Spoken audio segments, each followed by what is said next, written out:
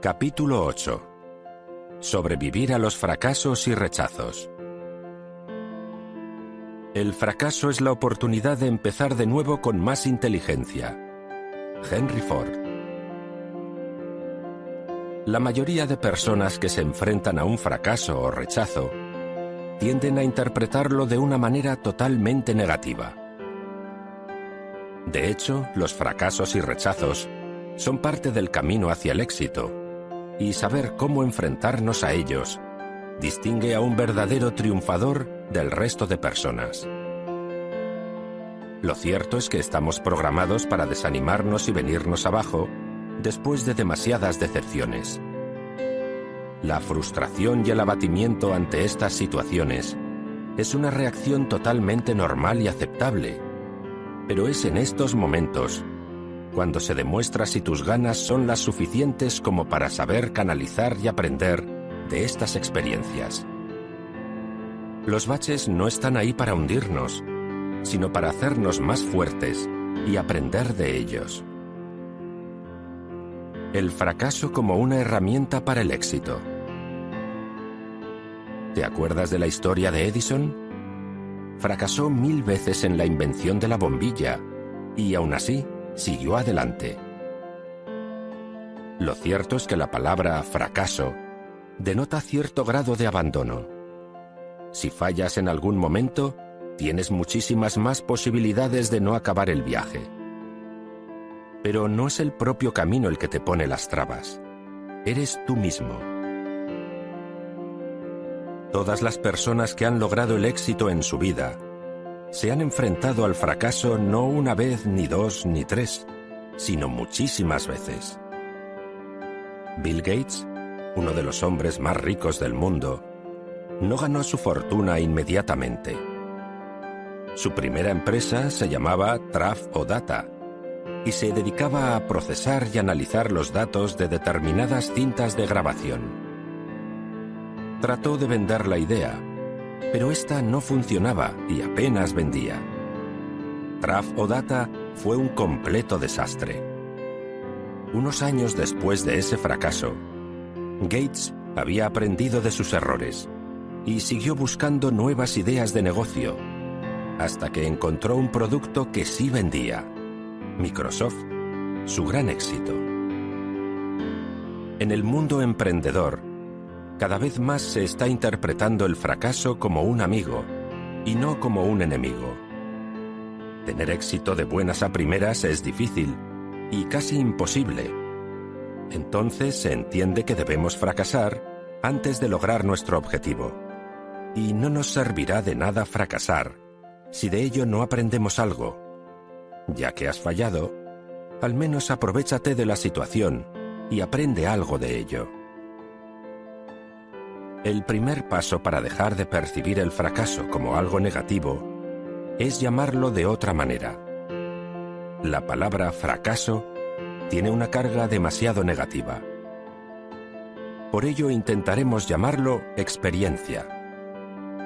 Si conseguimos etiquetar un desacierto o error como una oportunidad para aprender, estamos cambiando la luz con la que observamos las circunstancias. Recuerda lo que decía Edison: no he fracasado 1000 veces, he aprendido 1000 maneras en las que no funciona. De hecho, a cada fracaso superado, subirás un escalón que te acercará cada vez más a tu gran propósito. Pero eso solo ocurrirá si lo sabes aprovechar. Cuando fracasamos, tenemos la gran oportunidad de aprender algo valioso que podrá sernos útil en un futuro. No volver a tropezar con la misma piedra. Así que a más errores, más sabios seremos, lo que aumentará exponencialmente nuestras oportunidades de llegar a la cima. Si fracasas en el camino, no sientas vergüenza por ti mismo. Es muy importante sentirse orgulloso por ser lo suficientemente valiente como para salir de tu zona de confort, fracasar, aprender de ello y aún así seguir adelante.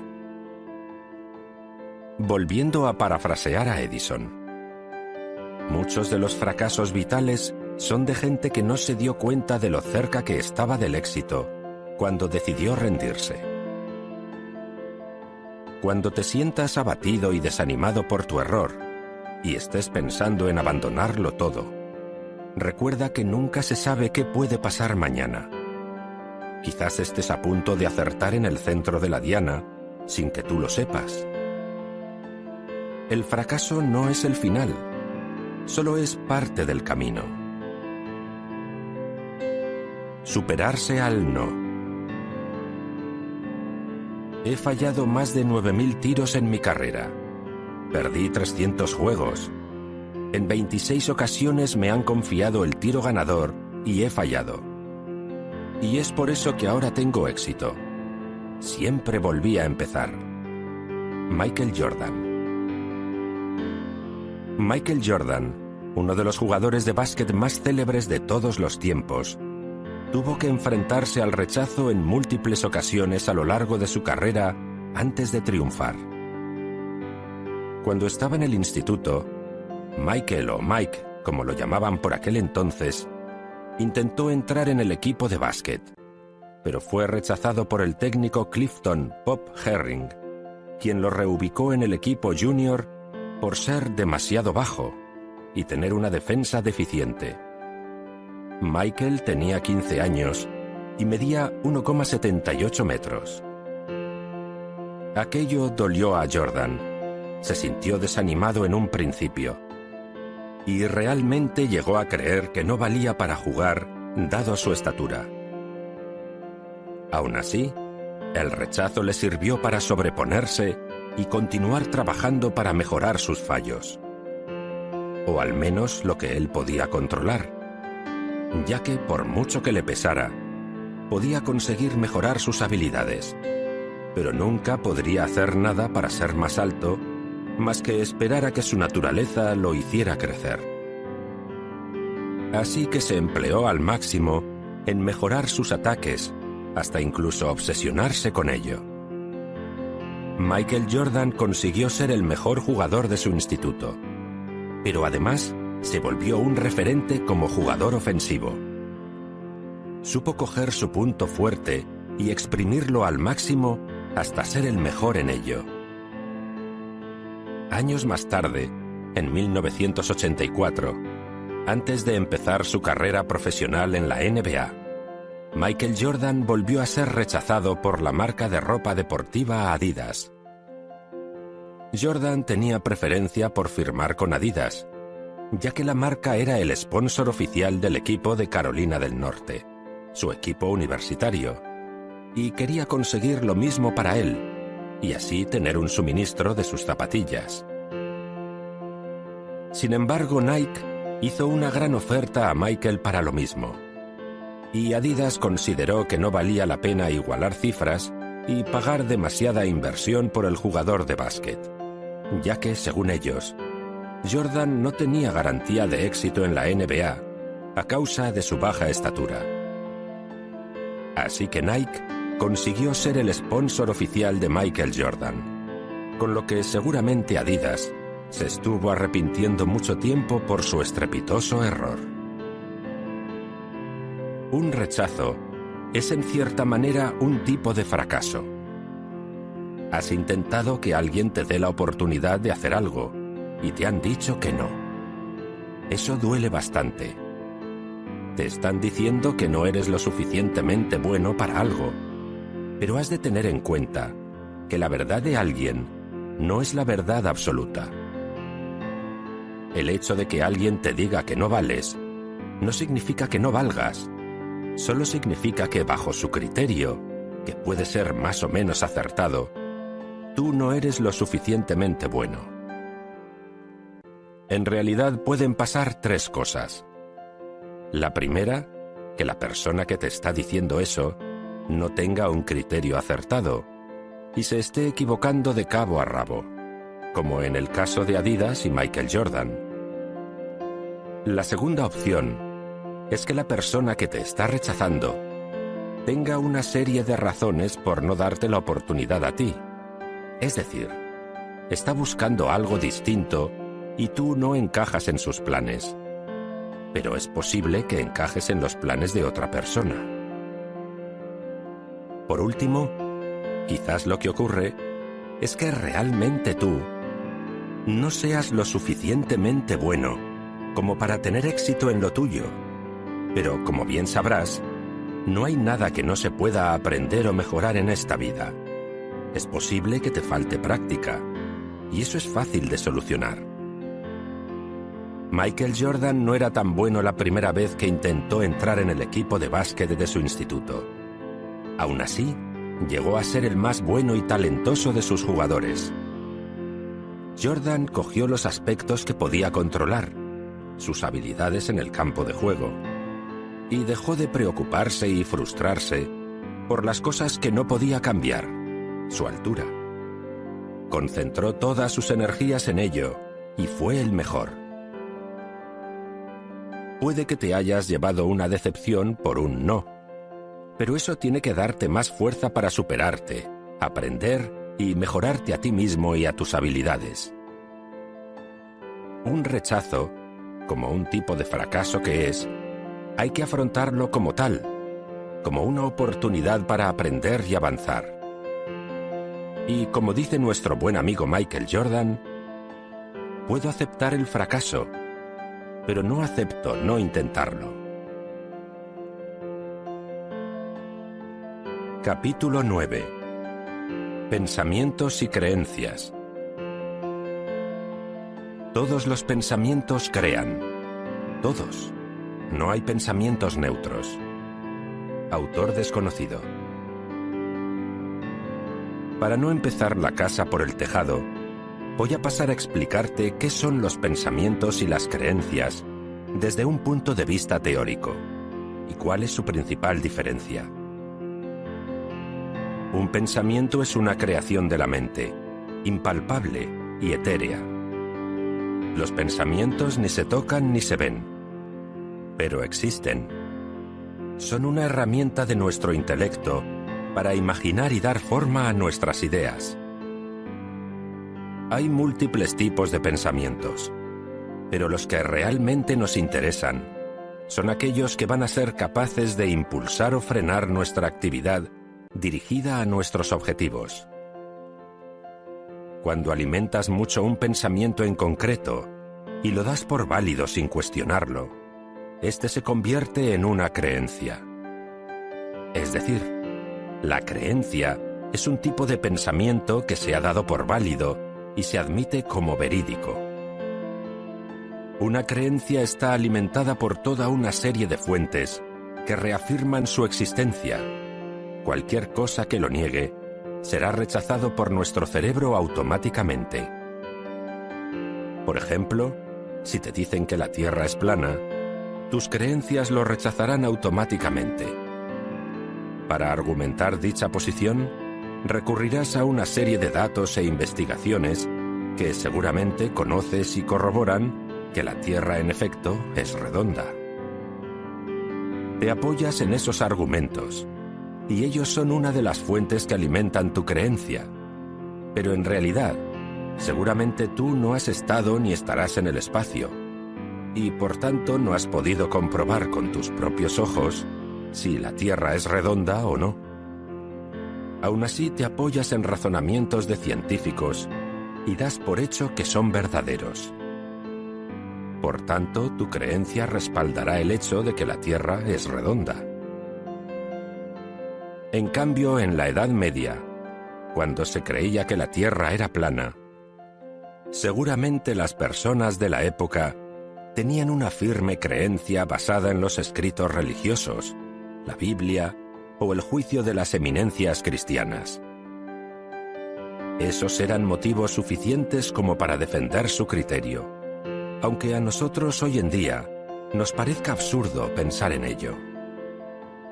Ellos tampoco habían podido demostrar de una manera empírica la forma de la Tierra, pero la sensación que tenemos tanto en el presente como en el pasado, al vivir en el planeta, es que éste es plano. Uno mismo es incapaz de ver a simple vista la esfericidad de la Tierra, y por eso es comprensible que en el pasado se creyera que la Tierra era plana. Además, el criterio de la religión era el más respetado por la mayoría de personas y era considerado como algo sagrado. Pero no me interesa hablarte de este tipo de creencias. Lo que quiero tratar en este capítulo es cómo los pensamientos y las creencias nos limitan y nos impiden cumplir con nuestros sueños. El poder del pensamiento. El entusiasmo es contagioso. Es difícil mantenerse neutral o indiferente en presencia de una persona de pensamiento positivo. Dennis Whitley. No somos conscientes del verdadero dominio que tienen nuestros pensamientos y estados mentales en nuestro cuerpo y estado emocional. Un solo pensamiento positivo puede cambiar totalmente nuestra perspectiva y la forma de ver las cosas, o incluso modificar nuestra genética. Un estudio realizado por investigadores de Wisconsin muestra una evidencia increíble acerca de los cambios moleculares específicos en el cuerpo después de un periodo de práctica intensiva de mindfulness. El mindfulness, por si no lo conoces, es una práctica meditativa basada en la concentración y atención plena, así como en la conciencia y control absoluto de nuestros pensamientos. El estudio separó a los sujetos en dos grupos, el primero de meditadores expertos y el segundo como grupo control de no meditadores que practicaron actividades relajadas pero no meditativas. Después de 8 horas de práctica mindfulness, los meditadores mostraron diversas diferencias genéticas y moleculares.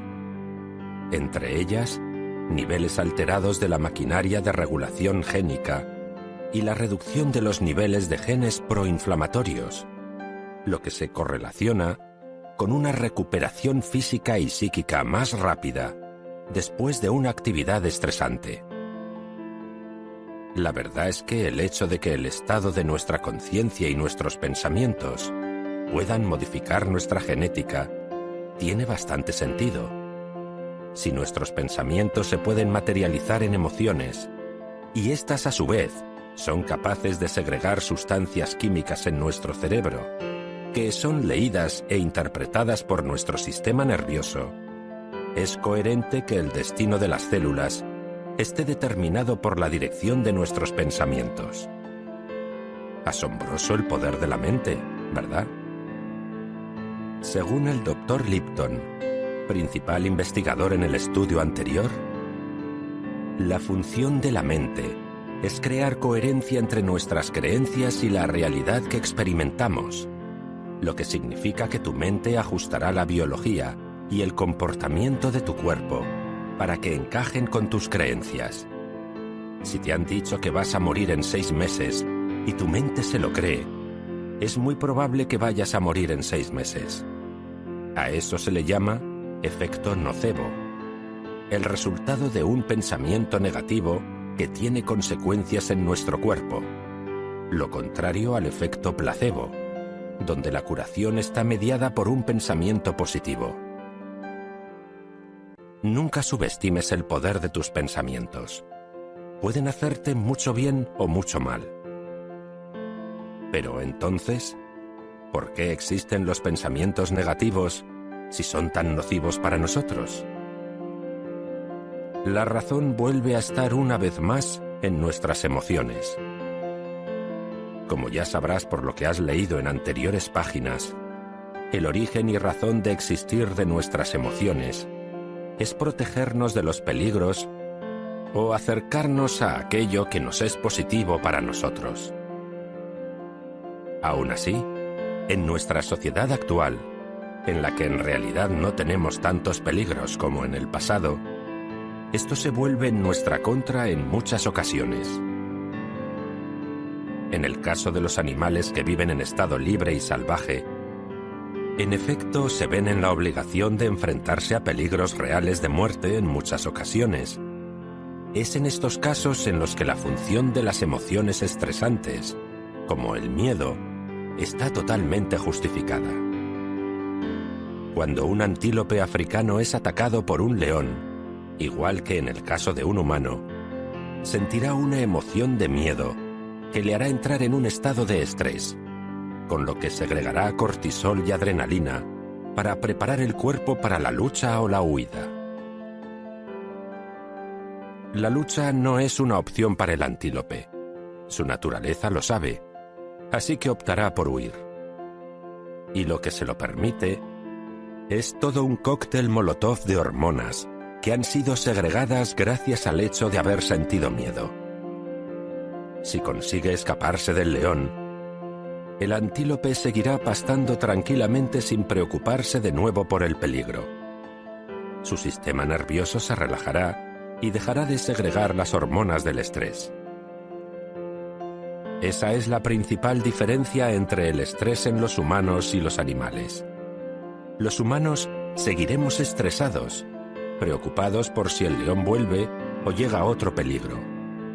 Seguiremos segregando todas esas hormonas y estando en un estado de sobreexcitación muy nocivo para nuestra salud, lo que derivará en estrés crónico, y todo ello está alimentado por nuestros pensamientos negativos. ¿Y sabes qué puede hacerte tanto estrés? Causarte ansiedad, cansancio, agotamiento, dolor de espalda, estreñimiento o diarrea, dolores de cabeza, insomnio, caída del cabello, malestar estomacal, úlcera, cambios de humor, etc. ¿Te das cuenta de la cantidad de males físicos que puede provocar algo tan psicológico como el estrés? Curioso como una vez más, los pensamientos tienen consecuencia en nuestro cuerpo, de una forma muy somática.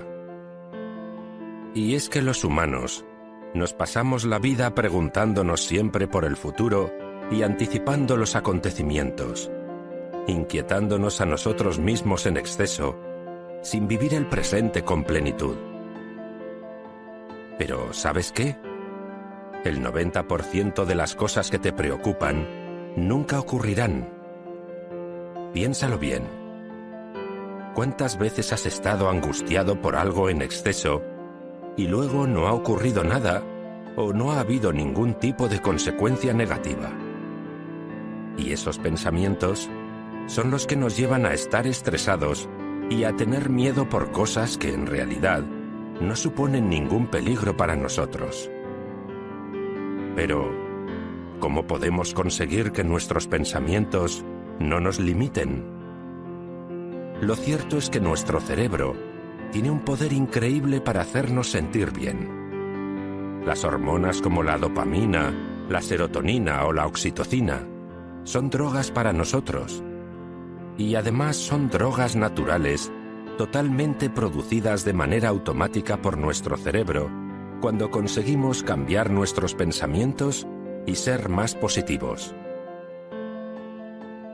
El psicólogo Fritz Strack hizo un experimento muy interesante y que vale la pena tenerlo muy en cuenta si te propones cambiar tu forma de ver el mundo. El Dr. Strack separó a los participantes en dos grupos. El primero tenía que sujetar un lápiz en su boca sin que tocara sus labios, solo sujeto entre los dientes, mientras que el otro grupo tenía que hacer lo contrario, sujetarlo con los labios sin que tocara los dientes. De un modo inconsciente y por las exigencias del ejercicio, el grupo de los dientes forzaba una sonrisa, mientras que el grupo de los labios estaba forzado a fruncir el ceño. Después se les mostró a ambos grupos viñetas cómicas de un humorista, para que puntuaran la gracia que les provocaba. ¿Sabes cuáles fueron los resultados? El grupo que sujetaba el lápiz con los dientes, los sonreidores, puntuaron las viñetas como mucho más graciosas que los que se veían obligados a fruncir el ceño. ¿Te sorprende? Lo cierto es que Paul Ekman, un psicólogo pionero en el estudio de las emociones, se dio cuenta de que existían unas expresiones emocionales universales, Es decir, todos nosotros mostramos nuestras emociones de una forma muy similar. Si estamos sorprendidos, abriremos mucho los ojos y levantaremos las cejas. Si estamos enfadados, frunciremos el ceño, y si estamos contentos, sonreiremos con la boca y cerraremos un poco los ojos. Lo curioso es que muchas de estas expresiones las compartimos con los primates, lo que nos hace pensar que su origen filogenético también es muy antiguo. Pero siguiendo con el experimento, las conclusiones que se pudieron sacar están muy relacionadas con estas expresiones universales de las emociones.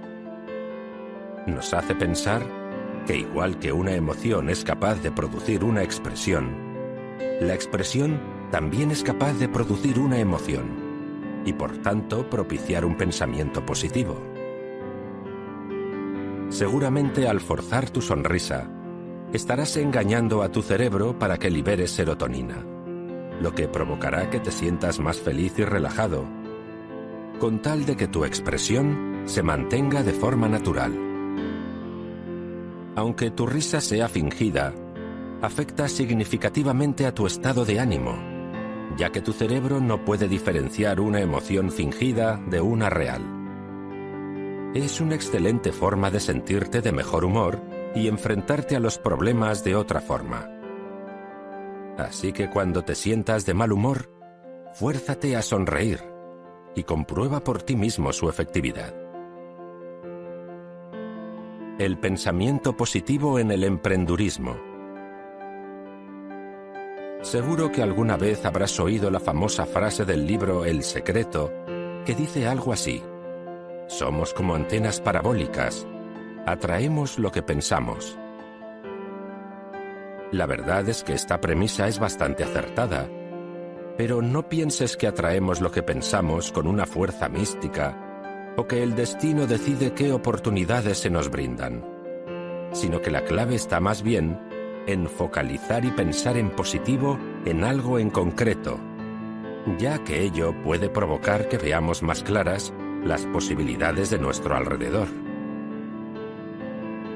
¿Recuerdas en el capítulo 7 donde te hablaba de la cantidad de bits de información que recibimos y la importancia de focalizarse en un objetivo para ser capaces de captar cuáles son las oportunidades más adecuadas? Imagina entonces el poder de tu foco cuando está acompañado de un pensamiento y espíritu positivo. El éxito en conseguir tus objetivos no depende únicamente de tus habilidades o conocimientos. Recuerda que la actitud es mucho más importante que tu aptitud. Si los pensamientos negativos invaden tu mente, créeme que serás incapaz de lograr nada en la vida. Hay que saber usar los pensamientos positivos para enfocarnos y conseguir nuestros objetivos, pero siempre de una forma realista. Si piensas que si haces X cosa conseguirás seguro tu objetivo, y por lo que sea no lo consigues, te sentirás decepcionado contigo mismo y perderás tu confianza, evaluando el fallo como un fracaso y abandonando tu propósito. Ser demasiado optimista también puede volverse en tu contra. Hay pensamientos positivos que son demasiado eufóricos. Al ponernos metas poco realistas, a causa de nuestro exceso de optimismo, tenemos muchas más posibilidades de fracasar y de abandonar. Debes ser sensato. En vez de pensar que seguro que lo conseguirás con tu plan, piensa en que existen muchas posibilidades de conseguirlo, y que si alguna parte del plan falla, siempre puedes reevaluar tu proyecto y encontrar el error para poder hacer los arreglos necesarios y salir adelante. Eso es una forma positiva y realista de ver las cosas. No pienses que las cosas son más fáciles de lo que realmente son. No des nada por hecho. Piensa que todo lo que vale la pena en la vida tiene un esfuerzo y trabajo detrás. Creencias. un pensamiento que se torna verídico. Tanto si crees que puedes como si crees que no puedes, en ambos casos tendrás razón. Henry Ford. Quizás te suene el nombre de Roger Bannister. Fue el primer atleta que logró correr una milla en menos de 4 minutos. Lo cierto es que su historia es digna de ser contada, sobre todo para que te des cuenta de las limitaciones que nos aportan nuestras creencias. Roger nació en 1929 en Harrow, Inglaterra. Empezó a correr con 17 años y participó en muchas carreras, incluyendo los Juegos Olímpicos de 1948 y 1952. En esos tiempos se creía imposible que una milla pudiera ser corrida en menos de 4 minutos. Los doctores y los científicos de la época justificaban y alimentaban esta creencia con argumentos acerca de la anatomía humana. Nuestro corazón y pulmones no pueden aguantar tal esfuerzo, con lo que moriríamos solo con intentarlo. En los Juegos de 1952, el atleta no logró conseguir ninguna medalla, lo cual deprimió bastante a Roger, pero a su vez lo impulsó a proponerse conseguir ese objetivo, yendo en contra de todas las creencias de la época que apuntaban a que aquello era imposible. Entrenó intensamente durante varios meses, sin hacer caso a los comentarios de las personas de su alrededor, incluyendo sus compañeros atletas. Eso es imposible. Hasta los médicos dicen que podrías morir. Nunca lo conseguirás. Roger practicó la visualización, viéndose a sí mismo romper el récord y lograr su difícil objetivo, alimentando sus pensamientos para que finalmente se creara una creencia que dictara que sí era capaz de conseguirlo. Su subconsciente reaccionó a ello y puso todo su empeño en prepararlo físicamente para conseguirlo. El 6 de mayo de 1954, Roger Bannister rompió el récord mundial de correr una milla en Oxford, y lo hizo en un tiempo de 3 minutos y 59,4 segundos. ¿Sabes qué ocurrió después de que Bannister lo consiguiera? Otros 37 corredores consiguieron romper la barrera de los 4 minutos para una milla en menos de un año, lo que demuestra que el límite de los 4 minutos era solo una barrera psicológica, más que física. Bannister cambió su creencia, demostró algo que a priori era imposible, y así cambió las creencias del resto del mundo, incluyendo las de sus compañeros atletas, los cuales también fueron capaces de conseguirlo. El solo hecho de creer que podían les hizo capaces de conseguirlo. Increíble, ¿verdad? Las creencias conforman nuestra forma de ver el mundo, crean nuestra realidad y tienen un poder tan fuerte que pueden significar la diferencia entre conseguir algo o no. Bannister no se dejó llevar por las creencias de los demás, de esos médicos y profesionales del atletismo que creían que no se podía conseguir, pero la mayoría de nosotros creamos nuestras propias creencias y además nos dejamos llevar por las de los demás. Muchos estudios se han realizado alrededor del hecho de que las creencias que los docentes tienen acerca de sus alumnos pueden provocar su éxito o fracaso. Cuando un docente cree que uno de sus pupilos no está capacitado para tener éxito con sus asignaturas, esto es transferido a su sistema de creencias, adoptando la premisa como verdadera y creyendo realmente que no es apto para los estudios, y como consecuencia, provocando que dicho alumno fracase en el mundo académico. Es decir, lo que los demás crean de nosotros nos puede afectar, porque nuestro subconsciente es muy sensible a ello. y adoptará las creencias de los demás como propias, limitando nuestras opciones. Así que no te creas todo lo que piensas o todo lo que piensan los demás.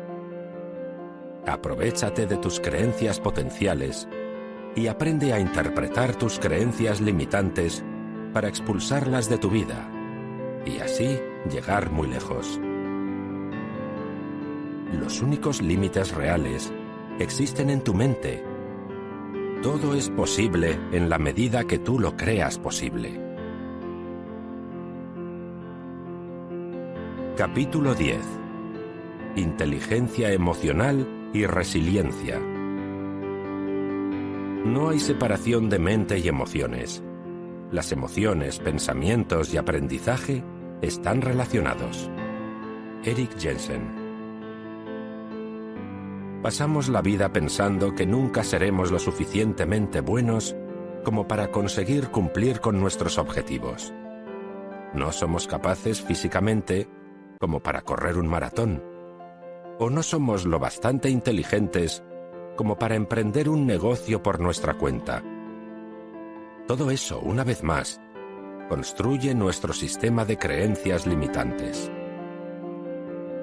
Por suerte, la ciencia de la excelencia ha empezado a investigar por otras vías, dejando un poco de lado las aptitudes y habilidades y centrándose más en las actitudes y la inteligencia emocional.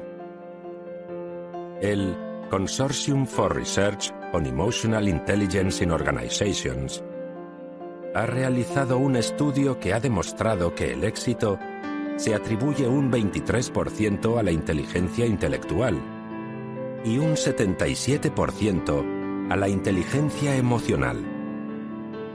Hemos vivido muchos años dando demasiada importancia a las habilidades intelectuales y a sus marcas numéricas en nuestros centros de educación.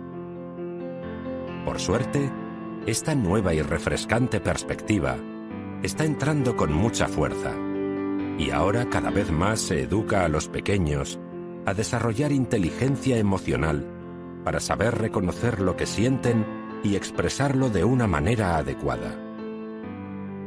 Los expertos defienden que el desarrollo de la empatía ayuda a reducir los conflictos, el estrés y la depresión, y supone un factor clave en el éxito, ya que si entendemos a los demás, seremos más capaces de canalizar la frustración cuando no conseguimos lo que queremos. Por eso es tan importante que nos eduquemos en el campo de la inteligencia emocional. Seguro que habrás oído hablar de este concepto, pero para asegurarme de que sabes de lo que hablo, te explicaré de qué trata la IE. ¿Qué es la inteligencia emocional? Se podría considerar que Daniel Goleman es el padre de la inteligencia emocional, ya que popularizó el concepto gracias a su famoso libro La inteligencia emocional, en la que se explica la capacidad de las personas para reconocer los sentimientos propios y ajenos. Lo cierto es que las emociones tienen un importante papel en cada pequeño aspecto de nuestra vida. En la elección de nuestros amigos y pareja, la forma en la que afrontamos un fracaso o decepción, cuando sentimos miedo por algo que no conocemos, hasta cuando vamos a comprar al supermercado, nos dejamos llevar por nuestras emociones para elegir los productos que consumiremos. En cada pequeña actividad, nuestras emociones están presentes por doquier. ¿Sabías que nuestros más firmes recuerdos del pasado son tan vivos porque hemos establecido una relación emocional con ellos? Seguro que si reflexionas acerca de este hecho, te darás cuenta de que eres capaz de recordar situaciones y experiencias mucho mejor cuando éstas te despiertan una emoción agradable o desagradable. Todos somos capaces de recordar cuáles han sido nuestros momentos más felices, más emocionantes o más tristes y dolorosos. En cambio, no recordamos días rutinarios en los que no sucedió nada en concreto capaz de despertar nuestras emociones más intensas. No es ningún secreto el hecho de que muchas personas nacen con unas capacidades emocionales superiores al resto. Seguro que conoces a alguien muy empático y equilibrado emocionalmente, que nunca se exalta en exceso ante un acontecimiento.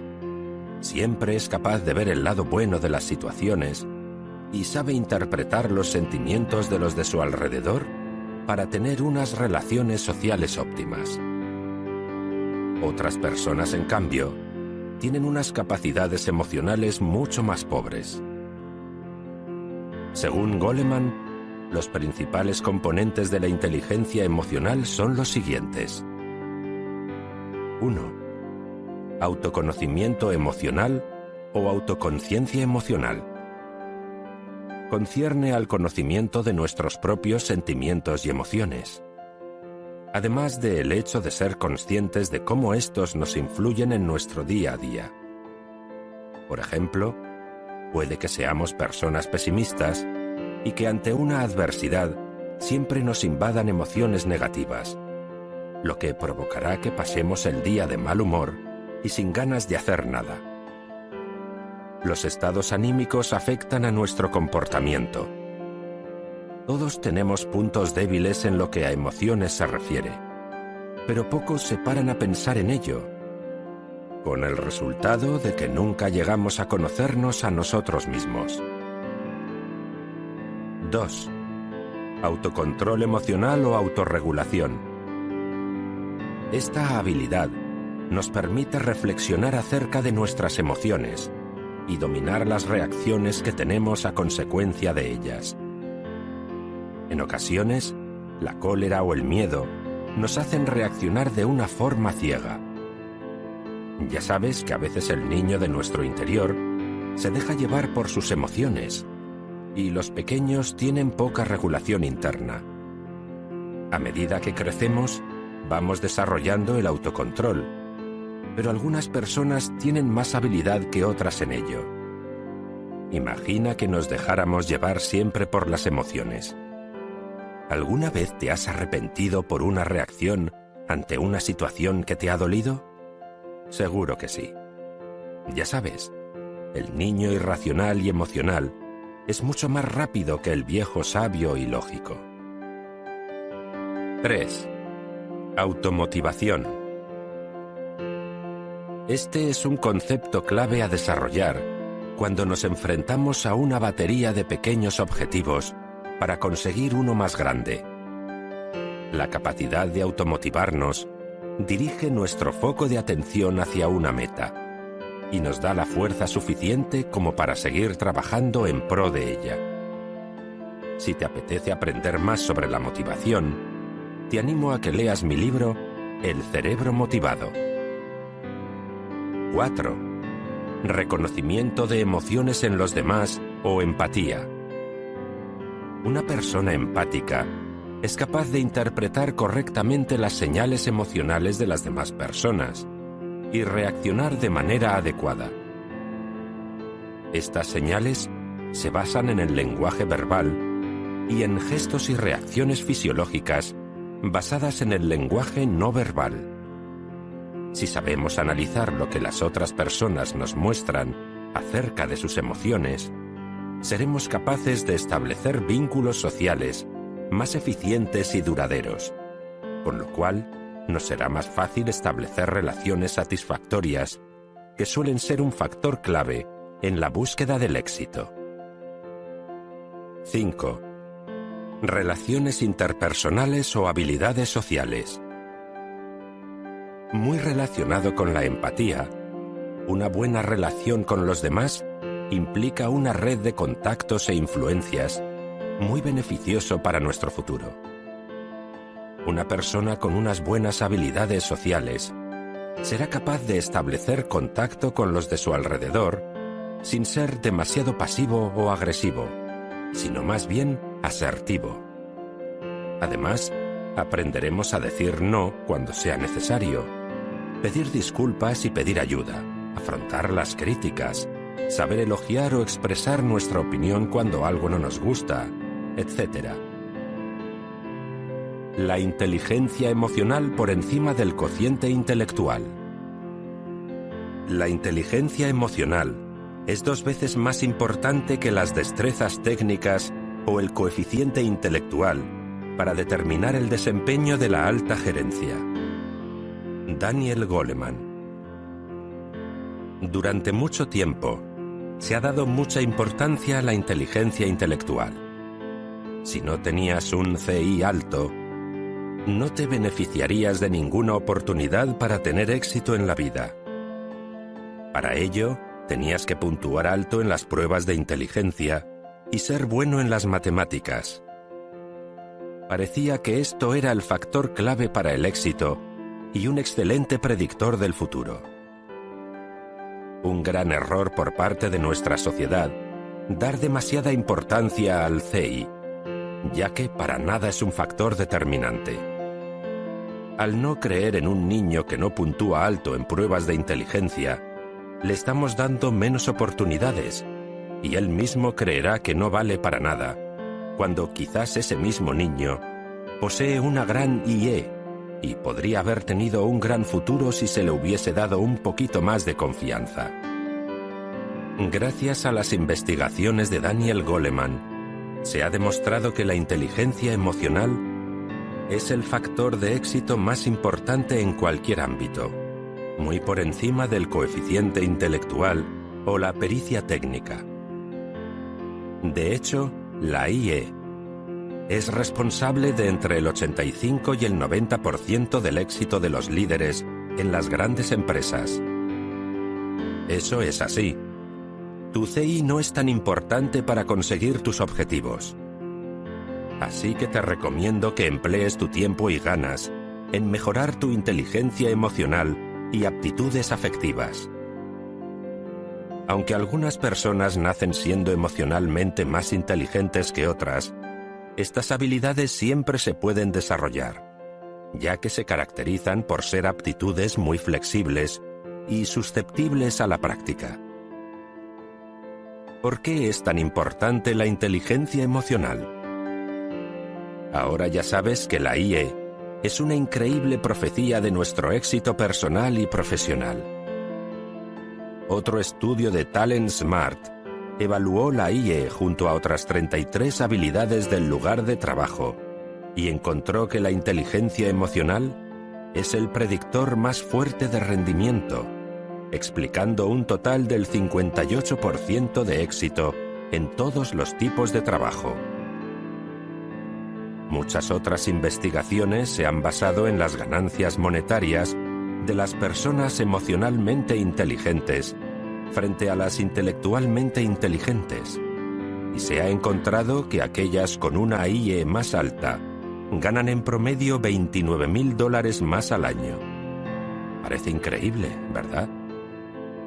Lo cierto es que no somos conscientes de la capacidad que tiene nuestro cerebro para cambiar.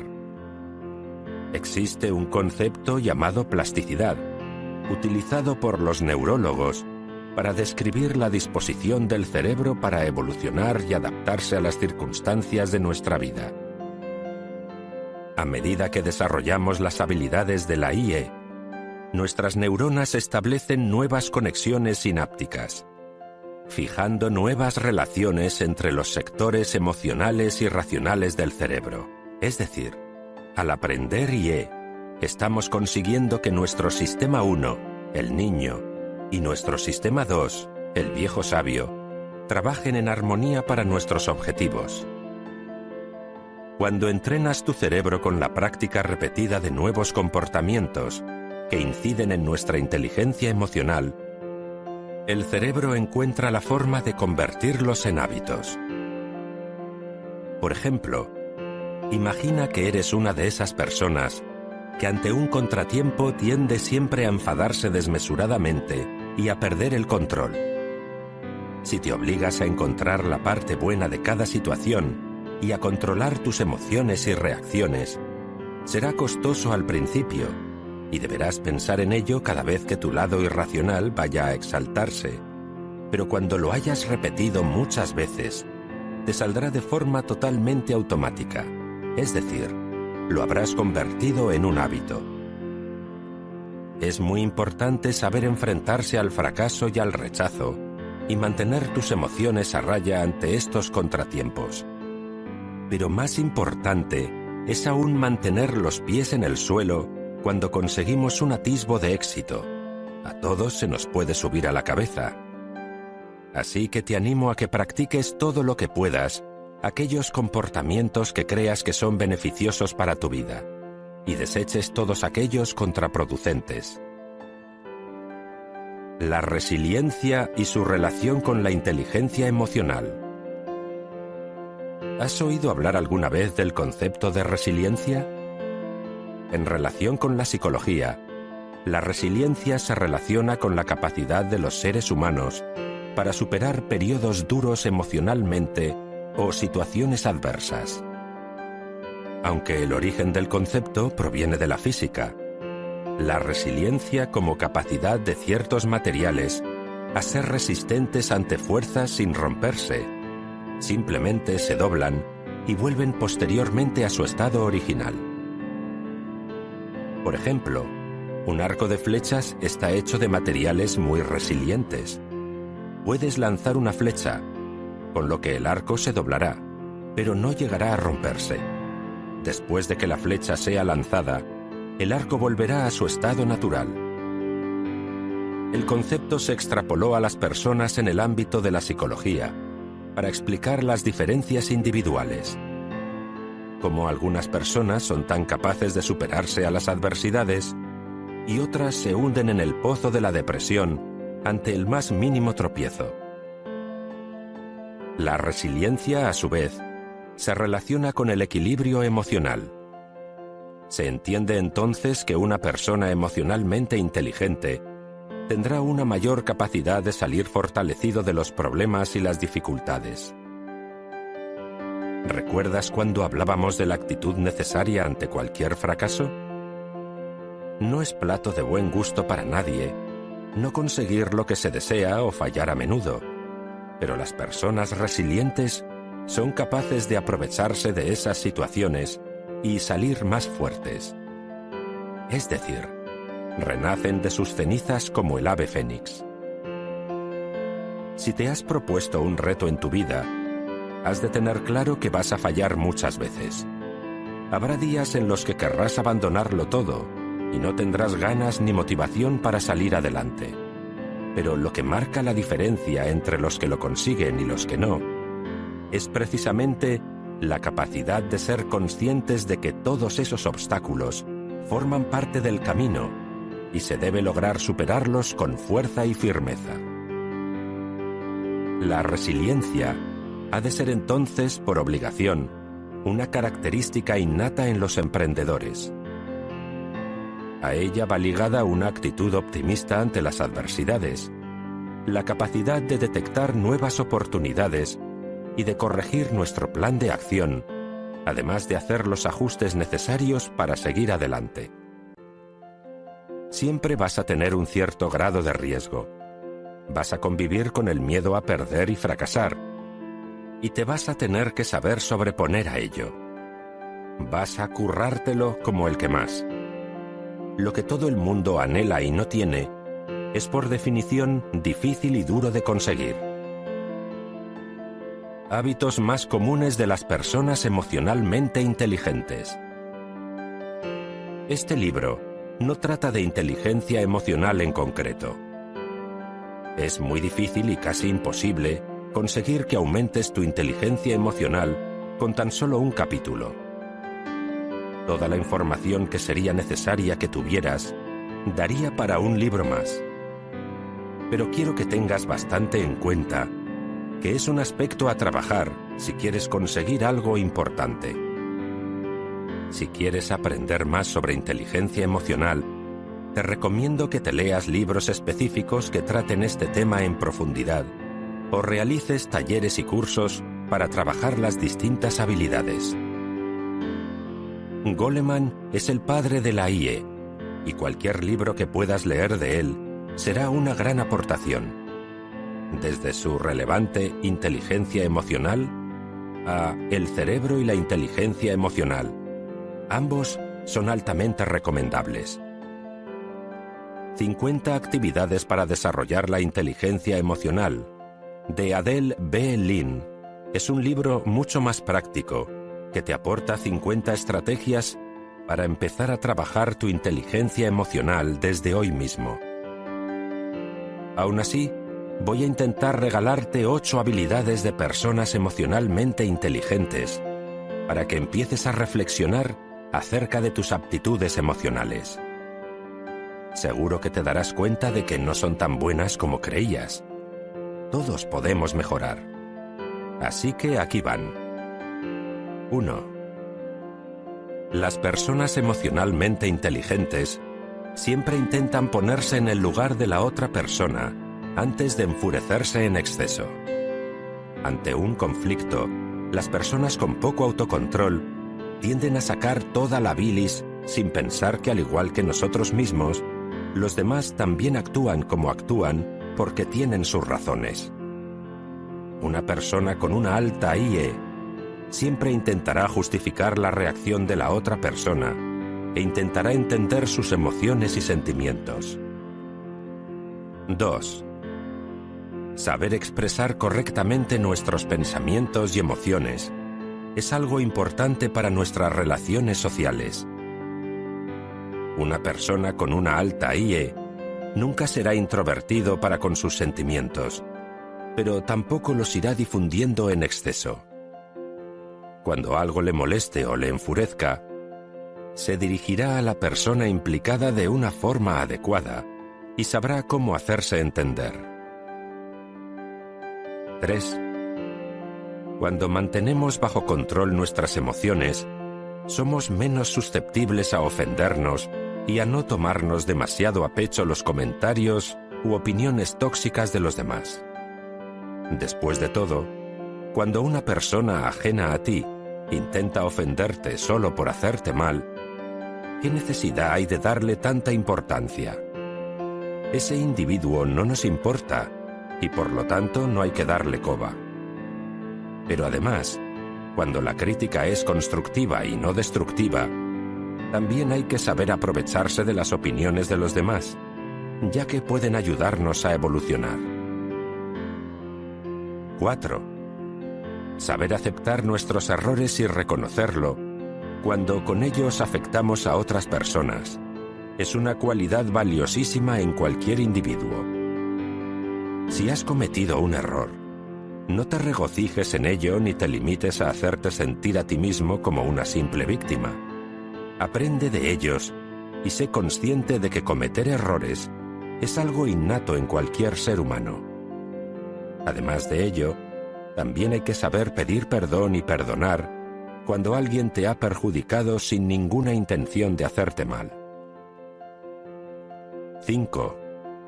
Siempre busca la parte positiva a todo lo que te ocurra. Siempre la hay. Parece muy fácil decirlo, y al principio te llevará esfuerzo, pero si lo practicas con cada simple suceso negativo que te ocurra, poco a poco adquirirás el hábito y acabarás haciéndolo automáticamente. Si te cuesta hacerlo, practica la disociación. Enfócate desde distintos puntos de vista para ver la situación como si estuvieras ajeno a ello, y esto te ayudará a darte cuenta de que no todo es tan malo como nos parece a priori. 6. Una persona con una alta IE será a su vez asertiva en el sentido de que será capaz de decir no cuando lo necesite. Hay que saber poner límites, pero hay que hacerlo de una manera adecuada. 7. Cuando te centras y sabes valorar lo que ya tienes, eres capaz de dejar de tirarte de los pelos por lo que no tienes, lo que te permitirá evaluar positivamente tu vida y ser más feliz. Está claro que está bien ser ambicioso con tu vida. De eso trata este libro, de no conformarse con una vida que no nos gusta o no nos hace felices. Pero no tiene nada positivo estar quejándose siempre de todo lo que no tienes, porque gastas tu energía precisamente en eso, en quejarte, como hacen la mayoría de personas. Se quejan por todo lo que no tienen, pero tampoco hacen nada para cambiarlo. Y eso es la cosa más absurda e inútil que puedes hacer. Así que no pierdas el tiempo en eso. Enfoca tus energías en lo que realmente importa. 8. Mejorar tu inteligencia emocional implica también entender que el cambio y el aprendizaje son evolución para tu persona. Es la forma en que las personas mejoramos nuestras posibilidades en la vida y crecemos.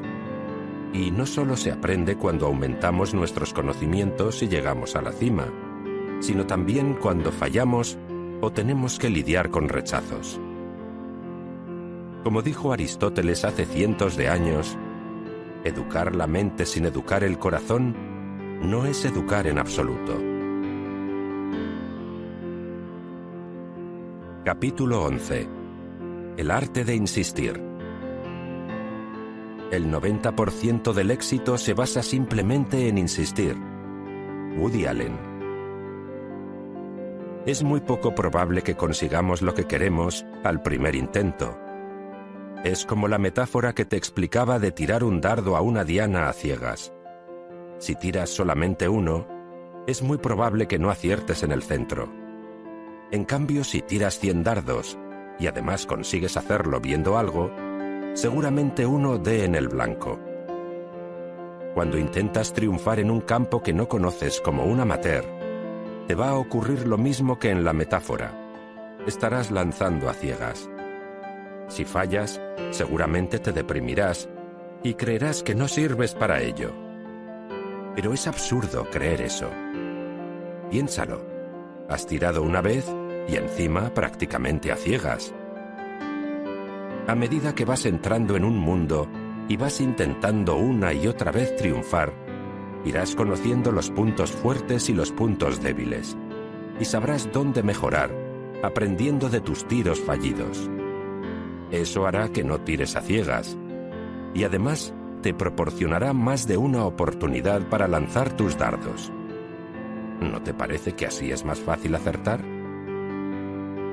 En mi proceso de formación en el mundo del coaching y el desarrollo personal, me he dado cuenta de que algo tan sencillo como el poder de la insistencia, que puede ser la clave de cualquier éxito, no es un tema relevante y pasa a segundo plano en la mayoría de libros y manuales. Pero es algo tan sencillo y con tanto poder. Insistir y ser pesado hasta que lo consigas. Simplemente eso. Por ejemplo, imagina que eres un músico novel y te propones grabar una maqueta. Inviertes tu dinero en alquilar un estudio y ahí ya tienes tu primera carta de presentación como profesional de la música. Así que decides repartir la maqueta por las casas discográficas. Tú solo conoces las más importantes: Warner Music, Sony Music, Universal Music, YG Entertainment o Disa Records. Crees que al fin y al cabo son 5 grandes casas discográficas y que a alguna le interesará tu trabajo. Pero no es así. De hecho, probar suerte en 5 discográficas es limitar bastante tus opciones. ¿Sabes la cantidad de casas musicales que existen? Muchas de ellas independientes, no tan importantes, pero quizás tengas muchas más posibilidades de que estén interesados en ti. ¿Quién sabe? Hasta que no lo intentes, no lo sabrás. Entonces lo que puedes hacer es investigar un poco y escribir una lista de todas las discográficas que puedan existir y enviar una copia de tu maqueta absolutamente a todas. Es decir, tiras muchísimos dardos con la esperanza de acertar algún tiro. Seguramente si envías tu maqueta a 200 discográficas y eres lo suficientemente bueno, alguna te llamará. Si no te llaman, no te desanimes. No significa que no puedas triunfar en la música. Quizás lo que necesitas es mejorar. Así que esfuérzate en enriquecer tus canciones o tu calidad vocal y vuelve a grabar una maqueta mejorada. Así la podrás volver a enviar, y esta segunda vez tendrás muchas más posibilidades, porque habrás mejorado la calidad de tu propuesta. No te serviría de nada volver a enviar tu maqueta a todas esas discográficas si primero no la has mejorado. Ya sabes, como decía Einstein, es una locura querer resultados distintos haciendo siempre lo mismo. Si algo extraordinario tenemos los seres humanos, es la capacidad de poder superarnos a nosotros mismos. Aprender, evolucionar y mejorar. Si crees firmemente en tu sueño, si de verdad deseas triunfar en la música, por ejemplo, serás capaz de conseguir lo que te propongas. Pero ya sabes, tendrás que insistir y tendrás que estar dispuesto a aprender y cambiar tu plan durante el camino, adaptarte y mejorar. No te rindas por fracasar o recibir rechazos. Todos los grandes tuvieron que enfrentarse a ello. ¿Sabías que la novela La hojarasca, del escritor Gabriel García Márquez, fue rechazada por la editorial Losada? Además, junto a la carta de rechazo, se le incluía una nota donde se le recomendaba al escritor buscarse un empleo distinto al de la escritura por la falta de aptitudes en ese oficio. Otro caso muy sonado en el mundo de la literatura es el de Agatha Christie, la cual tuvo que sufrir rechazos durante más de 4 años antes de que alguien creyera que sus obras merecían ver la luz. ¿Y qué me dices de Tim Burton? Durante su época de estudiante, envió una copia de un libro para niños a Disney Productions, con la esperanza de entrar a formar parte del gran imperio de la animación.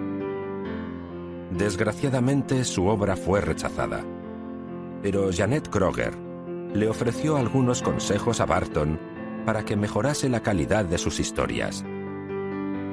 Tim Burton consiguió así aprovecharse de su pequeño fracaso para mejorarse a sí mismo. Hoy en día no hace falta que te diga que es uno de los directores más ingeniosos e imaginativos del mundo y ha creado verdaderas obras maestras. Pero sobre todo, una de las personas más inspiradoras de nuestro tiempo la encontramos en Oprah Winfrey, una de las presentadoras más ricas y célebres de los Estados Unidos. Fue despedida de su primer empleo en un programa de televisión por no tener la presencia necesaria para estar ante las cámaras.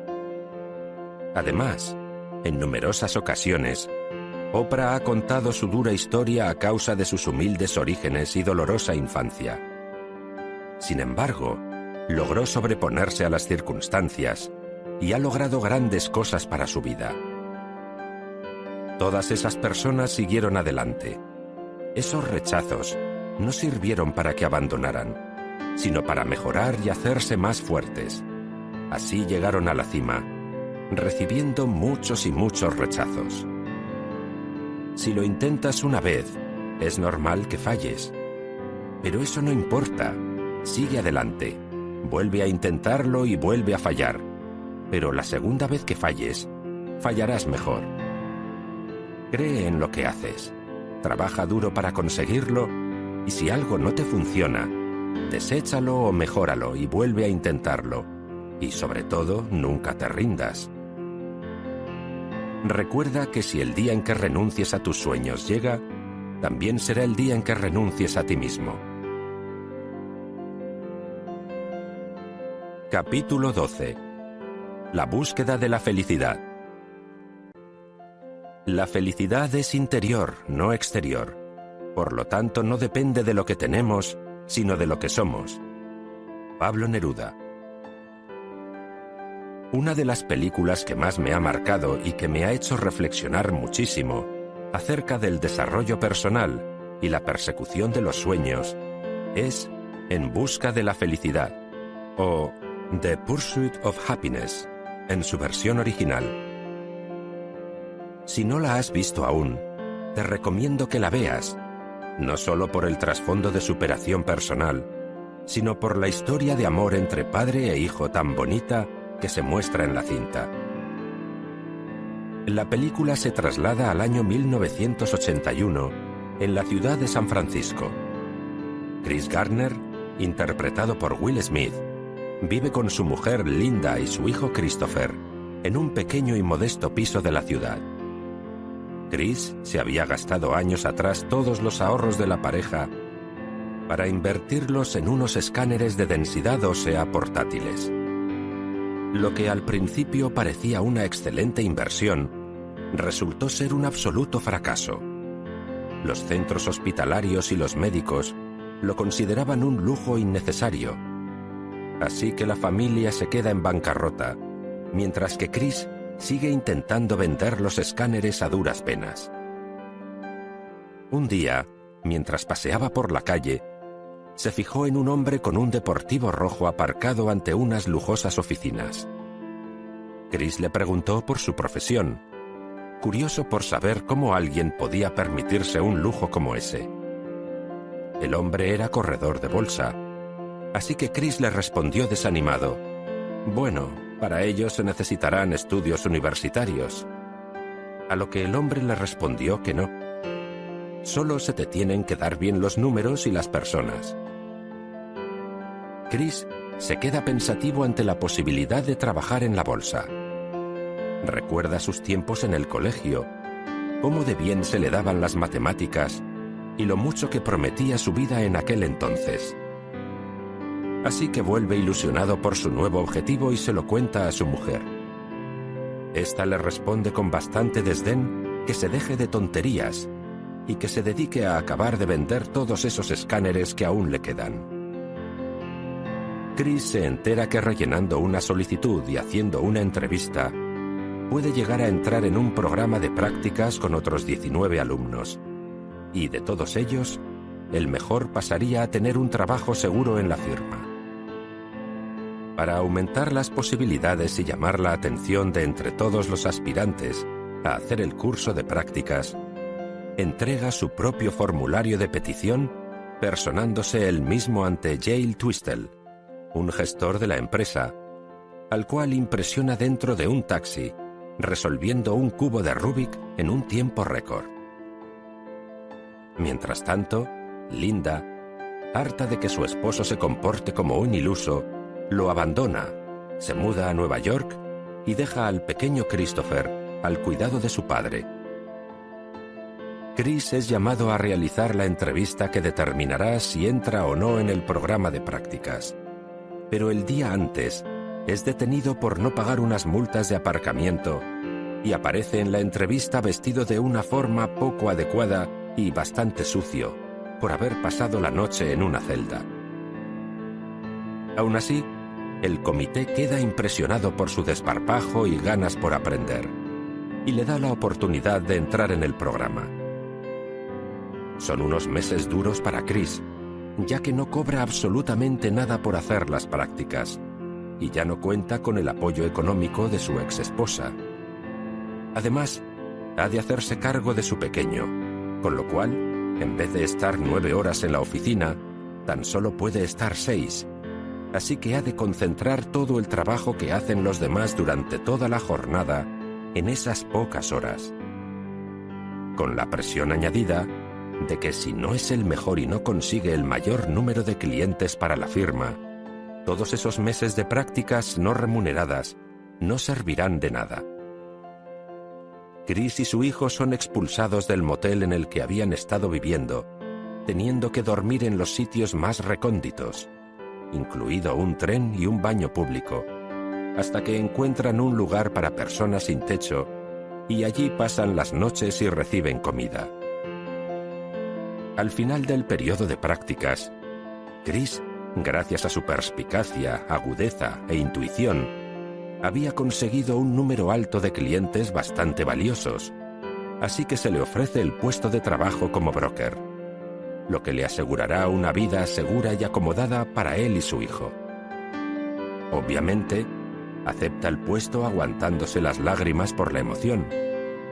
Uno de sus jefes le pregunta: ¿te ha resultado tan fácil como desde fuera ha parecido? A lo que responde Chris: no, señor, para nada lo fue. Yo te he hecho un pequeño resumen de la película, pero espero que tú por tu cuenta la mires y saques tus reflexiones, ya que hay muchas cosas que aprender de esta historia. En primer lugar, que nunca debes dejar que nadie te diga lo que no puedes hacer. Establezca tus límites o intente limitar tus opciones. La mujer de Chris, Linda, no creía en el potencial de su marido y lo veía como un pobre incrédulo por querer convertirse en broker. Sin embargo, consiguió superarse a sí mismo y hacerse un hueco en el mundo de la bolsa del que poco conocía. Esta bonita historia de superación también nos enseña que si alguien desea algo con todas sus fuerzas y quiere conseguirlo de verdad, estando dispuesto a echar toda la carne en el asador, puede conseguirlo. Creer en uno mismo es el primer paso para conseguir todo lo que deseamos. Él es consciente de su talento, las matemáticas y de su labia con las personas.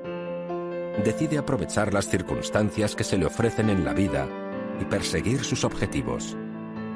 Además, una de las cosas que impresiona más a los directivos de la empresa de corredores de bolsa son las ganas y el ímpetu que Chris muestra en la entrevista.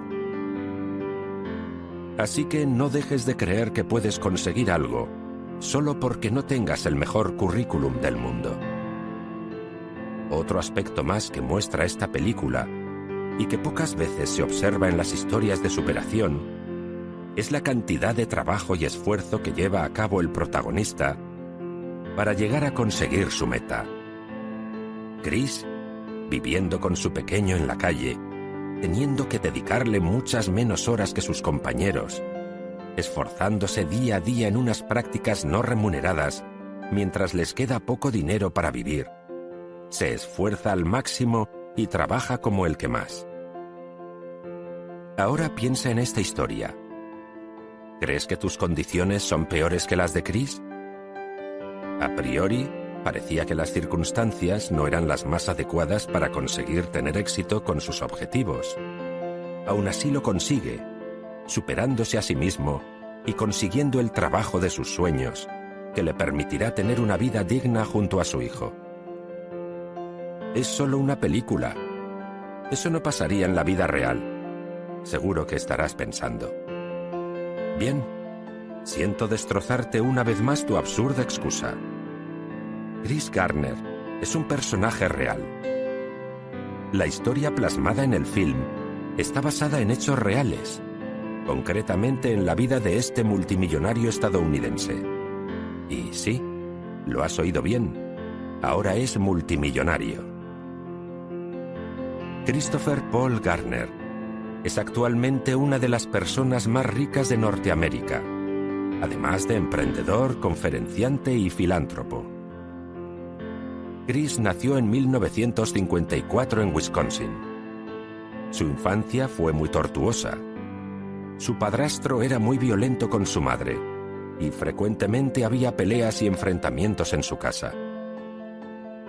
Sin embargo, y a pesar del desastroso matrimonio en el que vivía, la madre de Chris, Betty Jean, fue la principal fuente de inspiración para él.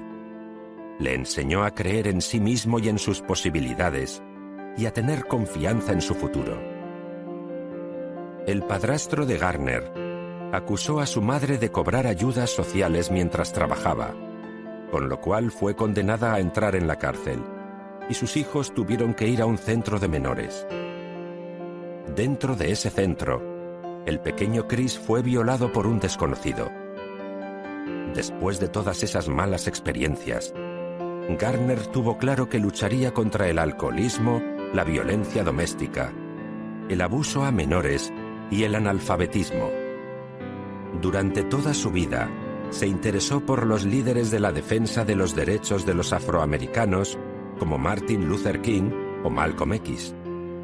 Mucho antes de amasar su fortuna, Gardner colaboraba de forma no económica con todo tipo de ONGs y organizaciones en contra del racismo y por el cuidado de las personas sin techo.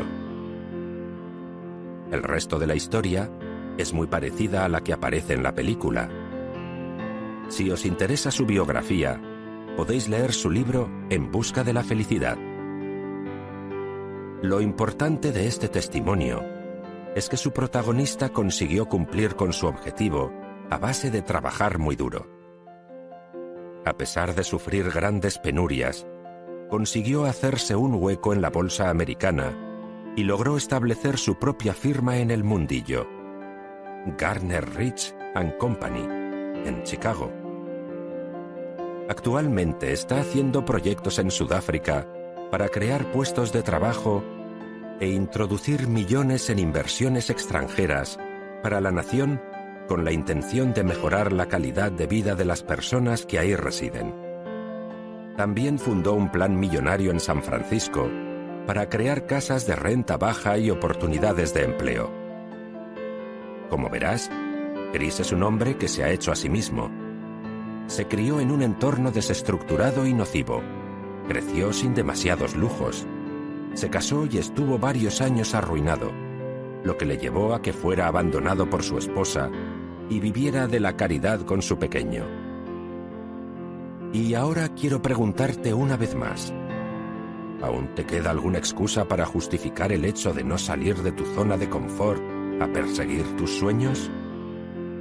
Creo que si Chris pudo a pesar de sus circunstancias, cualquiera puede. Para acabar con el libro, me gustaría dejarte con una frase maravillosa de la película, en la que Chris Garner le da una lección de vida a su hijo. Nunca dejes que nadie te diga que no puedes hacer algo. Ni siquiera yo, ¿de acuerdo? Si tienes un sueño, tienes que protegerlo. Las personas que no son capaces de hacer algo te dirán que tú tampoco puedes. Si quieres algo, ve a por ello y punto. Estoy sumamente feliz y agradecido de que este libro haya llegado a tus manos. Espero que te haya resultado útil e inspirador. De Donde ocurre la magia, derriba los muros de tu zona de confort. Escrito por Marina R. Pinto.